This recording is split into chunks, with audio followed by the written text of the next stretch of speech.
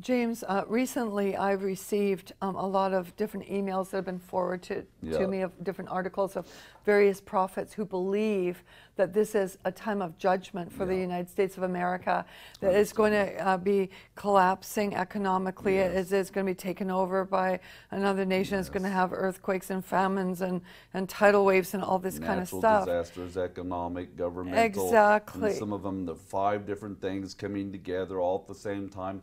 And some are referring to it as the perfect storm. And that could be a potential. Yeah. It could be. It could be. But even if it was, come on, I am going to take a public stand here and say this, that I oppose a final word on these kind of things. Okay, so, I mean, I don't have to say the word denial. I think you saw enough of that in just that little clip. The part that struck me as very just typical was the pride. I'm taking a public stand saying that I do not accept a final word. Who are you? The notion that because we don't want something to happen, we can just pray because we don't like it, and it just goes away. It isn't scriptural.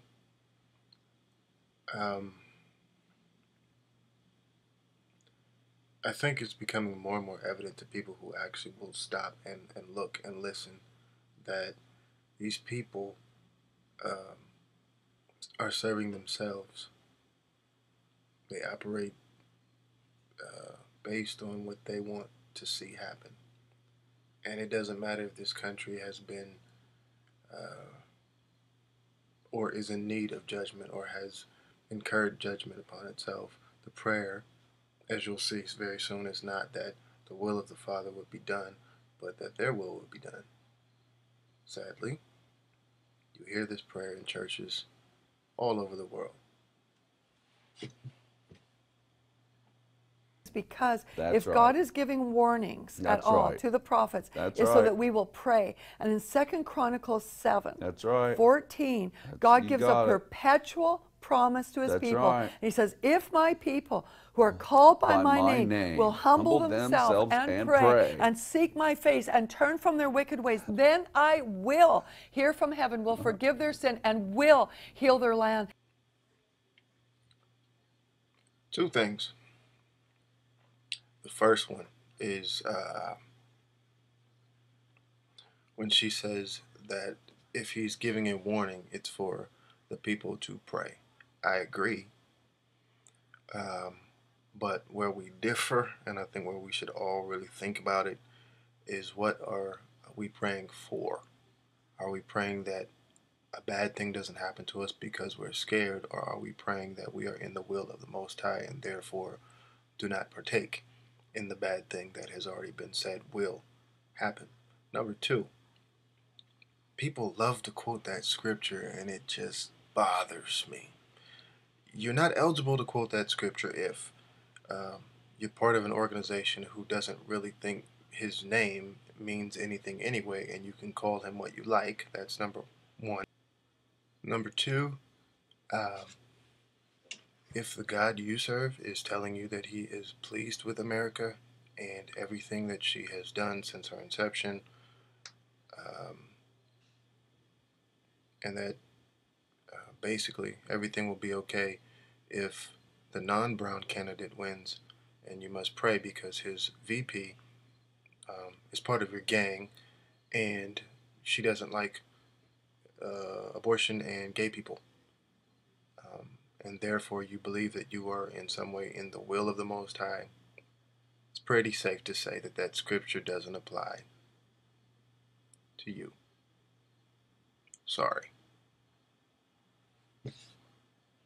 And I said to the Lord a little while ago, I said, Lord, I'm reminding you of all those who prayed at all the calls, and especially this recent one, all those who stood in agreement in solemn assembly, cried out day and night, all the different ministries who have been rallying together in prayer, the individuals who night after night have been praying for this nation, for the righteousness of God to come into this land. I'm reminding you of their prayers, and I'm holding you to your word. Yes. Because, you know, Abraham went and bargained with God.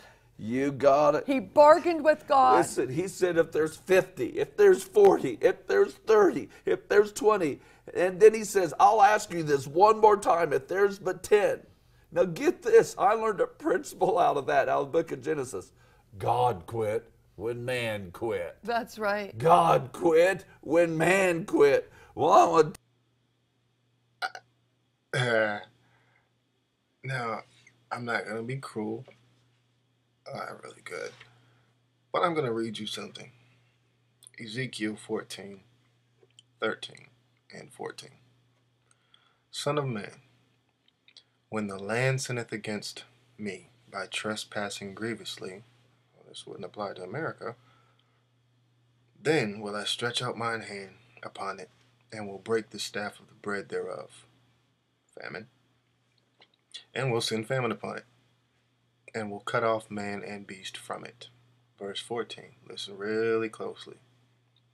Though these three men, Noah, Daniel, and Job, were in it, they should deliver but their own souls by their righteousness. Verse 15, if I cause noisome beasts to pass through the land, and they spoil it, so that it be desolate, that no man may pass through it because of the beasts, though these three men were in it, as I live, saith Yah, they shall deliver neither sons nor daughters. They only shall be delivered. But the land shall be desolate. Verse 17. Or, if I bring a sword upon the land and say, sword, go through the land, so that I cut off man and beast, though these three men were in it, as I live, saith Yah, they shall deliver neither sons nor daughters, but they only shall be delivered of themselves. So this notion that, we're going to call together the righteousness, to come into this land, and you know what? All good things, like all bad things, must come to an end at some particular time. This age must end.